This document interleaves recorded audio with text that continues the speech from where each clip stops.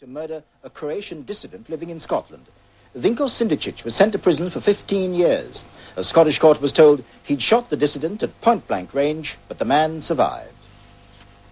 Until last October, 51-year-old Nikola Stedul lived quietly with his wife and 2 daughters in the small Scottish town of Kirkcaldy.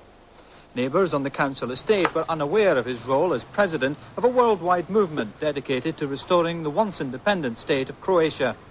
But the complex world of Balkan politics burst in this community when Nikola Stedul was shot 5 times at point-blank range while walking his dog. His attacker, Vinko Sindičić, was identified in court as a Yugoslavian agent who specialised in tracking down Croatian nationalists. He'd entered the country on a false passport and was arrested at Heathrow Airport a few hours after the shooting. I don't think that I really have any personal feelings towards the person himself. I see it as just a machine that operates in a certain way, terrorizing the political opposition, and he is just one cog in a machinery that carries out these murders. Tonight, the Yugoslavian embassy in London said they knew nothing of Sindičić apart from what they'd read in the papers. The secret agent gets 15 years for Kirkcaldy shooting. His victim says, "I bear no grudge, he's just a cog in a state machine." And the menace of Yugoslav state terrorism in Europe, a special report. Good evening. A top Yugoslavian hitman is tonight starting a 15-year jail sentence for the attempted murder of Croatian dissident Nik Stedul outside his Kirkcaldy home last year. At the end of a 2-week trial, Vinko Sindičić was found guilty by a majority. The judge, Lord Allenbridge, described the bid to assassinate Stedul as a cold-blooded, callous and calculated offence. We report in detail on the day's drama in court, the background to the attack and the sinister international intrigue which surrounds the case. It took the 8 men and 7 women of the jury nearly 3 hours to come to their verdict, during which time they asked to see again the car from which Vinko Sindičić shot his victim and the gun that he used to carry out the job. But when they returned to the court, the foreman of the jury announced that by a majority decision they'd found Vinko Sindičić guilty of attempting to murder Nikola Stedul. Passing sentence on that, the most serious of the 8 charges Sindičić faced, Lord Allenbridge told him, "You've been convicted of a cold-blooded offence. This was a callous, calculated and carefully planned attempt to kill Mr. Stedul." He then sentenced him to 15 years imprisonment. As Vinko Sindičić was taken off under heavy police guard to begin that sentence, his sister, his mistress and his friend left the court. All 3 had testified that at the time Nikola Stedul was shot, Sindičić had been telephoning them in Yugoslavia. They remained adamant that the wrong decision had been made. Mr. Sindičić nije kriv. Mr. Sindičić is not guilty. His victim, Nikola Stedul, however, was more than convinced that justice had been done. I feel a sense of relief, of course, and satisfaction that justice has been done, although perhaps in our eyes justice can probably never be completely done to somebody that is responsible for such heinous crimes as this person. Nikola Stedul made it part of his daily routine to take his dog Pasha for an early morning walk. In that, Thursday, the 20th of October last year, started off no differently from any other day. Shortly after 8 a.m, the pair were making their way back up Glen Lyon Road after their usual trek through the nearby woods. Just 2 doors from home, Nik Stedul spotted a black Mini Metro approaching from the top of the road. It slowed down as it got closer and pulled up at the curb beside him. Assuming that the driver was looking for directions, Nikola Stedul went up to the car and looked inside. He saw his attacker, Vinko Sindičić, holding a pistol and a silencer. At that point-blank range, Sindičić discharged 2 bullets. One hit Mr. Stedul full in the mouth, the other just above his top lip. As he fell to the ground, 4 more bullets were pumped into his body. The emergency services arrived within minutes. Nikola Stedul was rushed to Edinburgh Royal Infirmary, where doctors pronounced it a miracle that he was alive. Meanwhile, Sindicic, the would-be assassin, made his escape. His gun and silencer were found dumped by the side of the Kirkcaldy-Dunfermline road. Police began their inquiries immediately and were rewarded with a vital clue. Neighbour Eric Martin had spotted the little black car on numerous occasions the previous week and had noted down its number. I noticed the car had been sitting there for some considerable time, so I did take a note of his number, as he was the only person in the car, and there's been quite a few break-ins. I read about it every week in the local paper. But subsequently it turns out that the evidence I gave with the car number turned out to be quite crucial in this case. Well, there's no doubt that Mr. Martin's information was crucial at an early stage of his inquiry. We were, through the Police National Computer, able to identify the owner of the car, and the events carried on from there. The Metro, it transpired, belonged to Avis Rent-A-Car at Edinburgh Airport. Their records showed that the car had been rented to a man called Rudolf Lahotsky. That man was in fact Vinko Sindičić, using a stolen passport. Avis were also able to tell the police that Sindicic had just flown out on the London shuttle. The 5 officers contacted their colleagues at the Met, and a matter of hours after he'd shot Nikola Stedul... The assassination attempt on Nick Stedul in Kirkcaldy may have made the headlines in Scotland, but here in southern Germany, the political killings of Croatian exiles by the Yugoslavian Secret Service are a frequent occurrence. Thousands of Croatians live here and keep up their struggle for an independent Croatian state. But Bavarian graveyards reveal how many of them have paid for their nationalist fervour with their lives. Vinko Sindičić, the man jailed today, was a high-ranking officer in the Yugoslavian Secret Service. It's claimed that for years he's been infiltrating Croatian nationalist groups in Europe and feeding information about their activities back to Belgrade and Zagreb.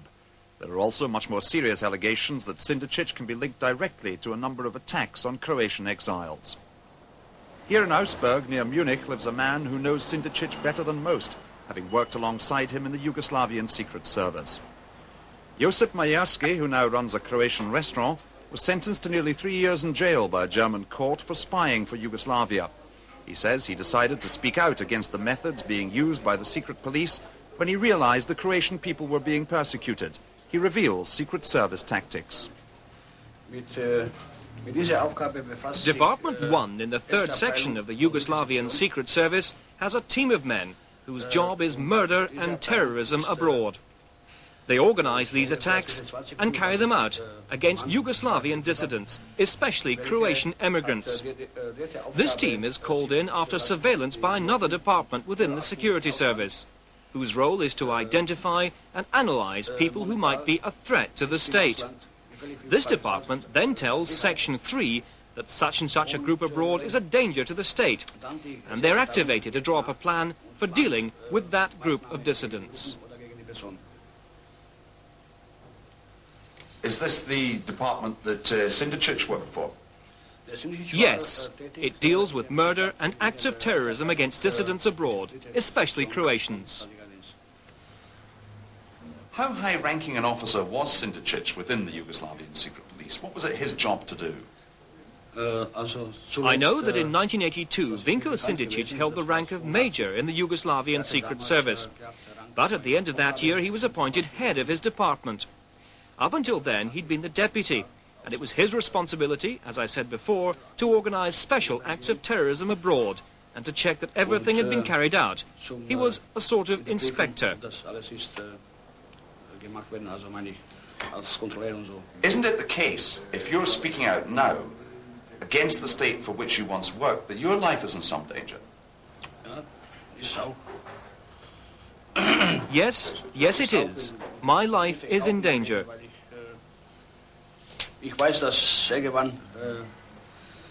My name is on the line. Dissidents point to recent nationalist demonstrations within Yugoslavia as the reason for an upsurge in attacks against Croatians in exile. These demonstrations come from groups demanding independence for the individual states that make up Yugoslavia. And the protests are coming at a time of raging inflation and soaring unemployment in the country. Nationalist propaganda produced by Croatian exiles like Nikola Stedul is seen as a deadly threat to the state's stability, and anybody who produces such material is regarded as a dangerous enemy of the state and someone who risks assassination. It is simply Nikola Stedul's exceptionally good luck that the attempt on his life was to prove unsuccessful. Luka Krajovic claims he too has suffered at the hands of the Yugoslavian state. 2 bullets in the head 6 years ago left him blind. It was the 5th attempt on his life. A leading nationalist in Štedul's group, he says he was attacked because he refused to spy for Yugoslavia. He still fears for his life and lives with his family at a secret address in southern Germany. He told us of the attack, which was carried out at the restaurant he used to own. I got a telephone call and the voice at the other end said, "I'm coming." I didn't take it seriously, but on the 3rd of September, just before 12 midnight, in the restaurant I ran, there were about 15 people still there.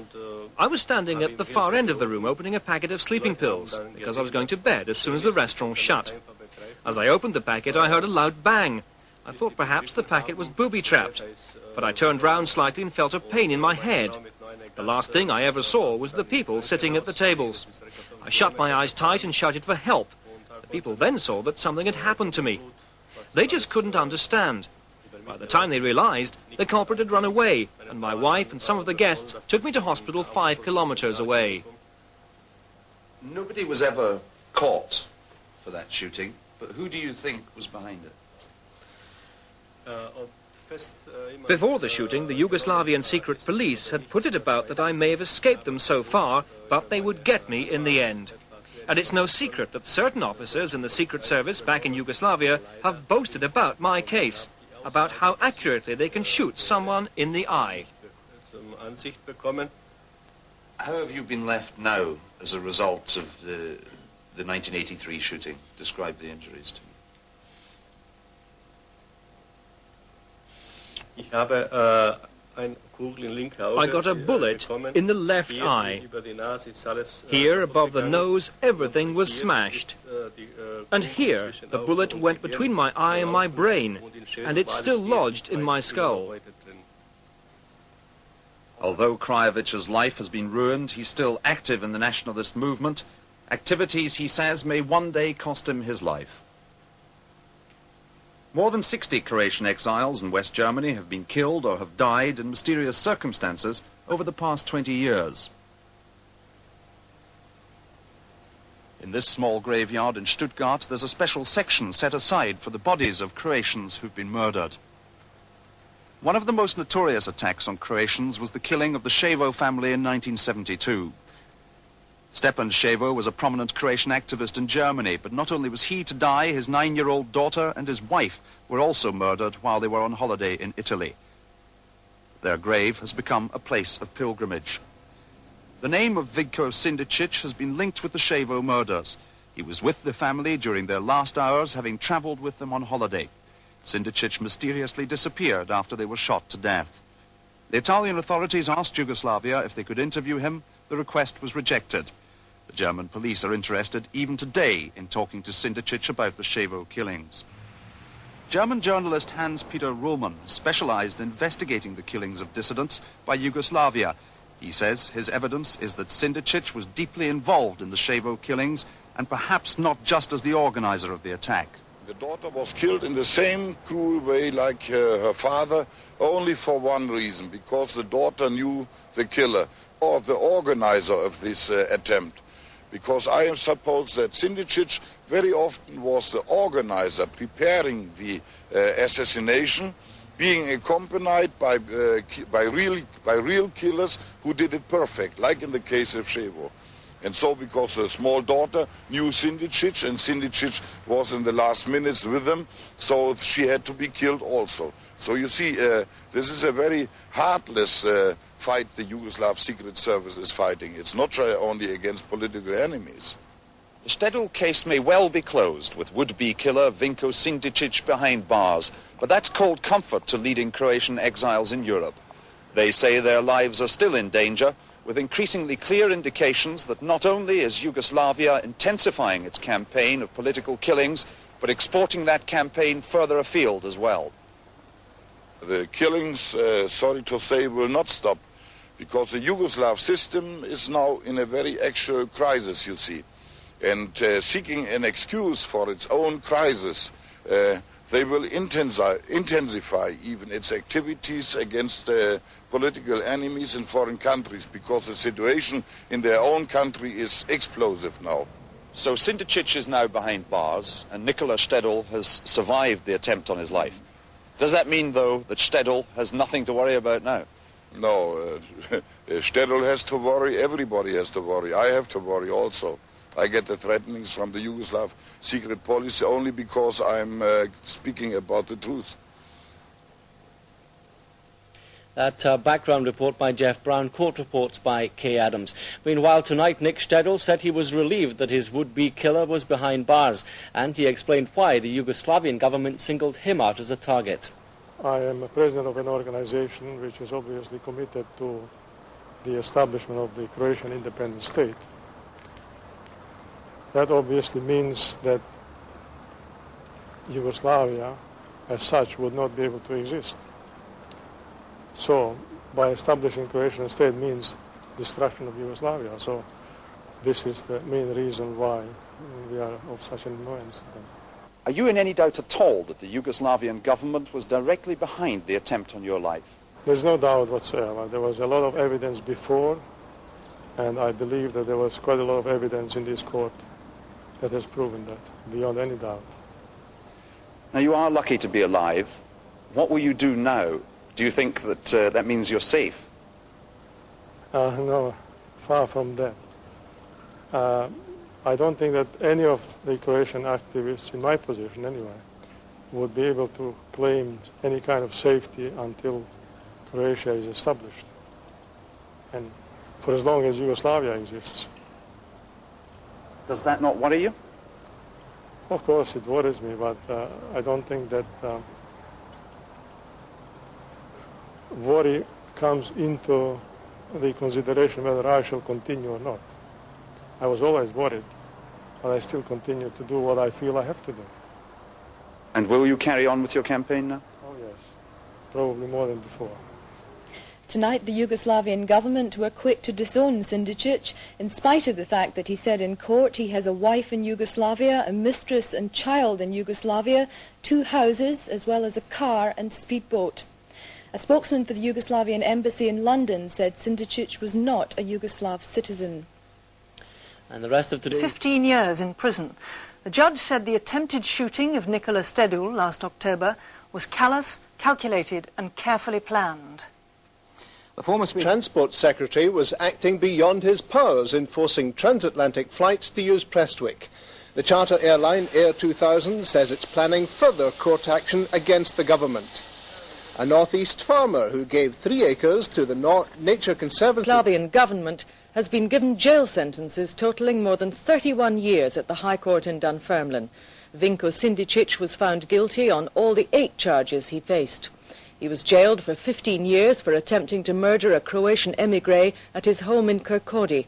Sentences on other charges, which included firearms offences, totaled more than 16 years, all the sentences to run concurrently. The judge, Lord Allenbridge, described the attempted murder as a callous crime. The victim of the attack, Nikola Stedul, said the case had proved beyond doubt that Yugoslavia is involved in state terrorism. Lord Allenbridge told Sindičić he'd carried out a cold-blooded offence. The judge said this was a callous, calculated and carefully planned attempt to murder Mr. Štedul. And the judge said Mr. Štedul was very fortunate to be alive today.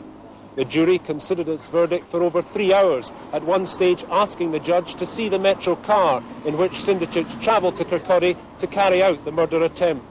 Sindičić showed little emotion as he was taken away to start his 15-year sentence. Police officers in the court congratulated Mr. Štedul and kissed his wife. The Štedul family have been in protective custody since the shooting. Tonight, flanked by his wife and daughters, Nikola Stedul called on the British government to take a firm stand against what he called Yugoslavian atrocities and that country's underground activities. Mr. Štedul spoke of Yugoslavia having 70 people murdered, mostly in Germany, others elsewhere in Europe. This trial has proven beyond any doubt that Yugoslavia is involved in state terrorism. And I think that this is probably more important than just the individual who was convicted today.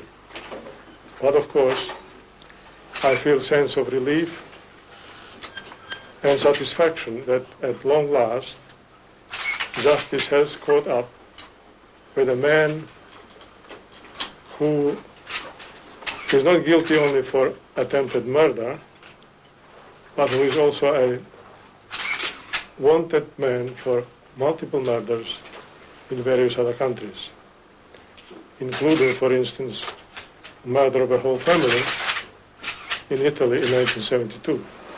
After her husband had admitted he may now be more at risk, Shirley Stedul thanked God and those people who'd made it possible for him to survive the shooting. It's alleged Mr. Stedul collapsed with gunshot wounds in a neighbour's garden as he took his pet Alsatian dog for a walk shortly after breakfast time. His wife Shirley and a neighbour, Mrs. Helen McVicker, heard his cries. Amid tight security, which included the presence of police marksmen at the airport, he was transferred to a police van before the convoy left at high speed for Kirkcaldy. The survivor is Nikola Stedul. He told in the trial of crawling to say goodbye to his wife Shirley, thinking he was going to die. 51 at the time he was shot, Stedul is president of a scattered international group known as HDP, which seeks independence for his native Croatia. 46-year-old Vinko Sindičić was the would-be assassin. British Special Branch isn't prepared to discuss Sindičić, but Croatian groups claim he was an agent and hitman for Yugoslavia's secret police. The Croatians say Sindičić came to Kirkcaldy to carry out the killing on behalf of the Yugoslav state. All were astounded that Stedul survived. Bullets sent him to the ground, more were fired at him once he'd fallen. That Sindičić failed and was caught is down to luck, neighbours' observations, and maybe Stedul's dog, Pasha. We know that Sindičić was in Scotland by the Saturday before the shooting, which took place on the following Thursday. We know he went to Edinburgh Airport early on Saturday evening to hire a car. Unusually, he told Avis he would pay in cash. He had to show a passport and driving licence. And with all necessary procedures completed, he was given a black Mini Metro. We know Sindičić showed Avis a false Swiss passport. But he was back well before the shooting to rehire the car, and again he paid cash. Avis staff are always alert to crime, but what was there to suspect? He was a man with what appeared to be the passport of a Swiss businessman. A few weeks before the shooting, the real Swiss businessman had his passport stolen from a hotel in Zagreb. Stedul was shot outside his home at 8:15 on the Thursday morning. Of the bullets, we know one went into his mouth, shattering his teeth. A second lodged between spine and heart. Bullets crashed through a neighbour's window 2 doors along. A young boy found one later in his mother's bedroom. The Stedul Alsatian may have forced the gunman to fire from inside his car, and with the victim crawling along the ground, he couldn't take proper aim. It may have saved Stedul's life. Nikola Stedul met his wife Shirley in Australia. Her family emigrated there from Kirkcaldy in 1953. But the couple decided to come back here with their 2 daughters in 1974. Nikola Stedul worked for his cause from inside the house. But surely no one knew he was involved in Yugoslavian politics. Just outside Kirkcaldy, Sindičić decided to dump his gun and remaining ammunition. What he didn't know of, however, was the foresight of neighbours. They'd seen the Metro and noted the number. The police traced it to the airport. Fife's very easily sealed off because of the 4th road bridge, but Sindičić was over the bridge before police set the roadblocks. Sindičić took a 10 o'clock shuttle to Heathrow, but there was sufficient time to alert the Metropolitan Police. He was arrested there and brought back to Scotland the next day. But why the attempted murder? How will our Home Office respond to Croatian complaints that it was the work of the Yugoslav secret police? Did the Stedul family, as they claim, tell British authorities of Nikola Stedul receiving death threats? Nikola Stedul typifies the scattered nature of the Croatian population. Having evaded military service, he left Yugoslavia 30 years ago. Others like him live in North America, Australia and elsewhere in Europe. Australian television pictures tell of November last year. Croatian nationalists protested in Sydney. It was Yugoslavia's National Day. But the Croatians scaled the walls of the Yugoslav consulate, and in the firing from the building that followed, a 15-year-old boy was shot and wounded. The Australians ordered Yugoslav officials out of the country. Another leader of Croatian resistance is Marin Sopta, who lives in Ontario, Canada. He says Britain and the United States should take diplomatic steps to prevent what he calls attacks by the Yugoslav state. From Kirkcaldy, where Nikola Stedul lived in expectation of an attack, he's contributed articles to a campaign whose main theme is the re-establishing of an independent free state. Stedul and his wife, who's also sympathetic to the cause, wrote a novel which pleads for independence. The Croatian newspaper to which he contributes is published in Australia. It also circulates in Yugoslavia. Stedul intends to continue his campaign. Supporters who called him their president and stood as he entered the court on day one of the trial say he will seek independence even more keenly. He told the court it pleased him that Yugoslavia was currently unstable. He would try to see it remained that way. He's told his Member of Parliament, Dr. Lewis Mooney, he wants to stay in Kirkcaldy. The MP said tonight it was shocking that people had exported an international feud to a quiet town like Kirkcaldy. He'll ask the Home Office for guarantees that the Steduls will be protected should they wish to stay here. Prior to the shooting, Nikola Stedul said he'd felt safe enough to continue with his work and was overwhelmed by friendship and the openness of the people. The Steduls have two daughters, 21-year-old Christina and Monica, who's 19. Their mother, Shirley, considers it a miracle their father survived. A limp is Nikola Stedul's major legacy of the day Vinko Sindičić tried to murder him.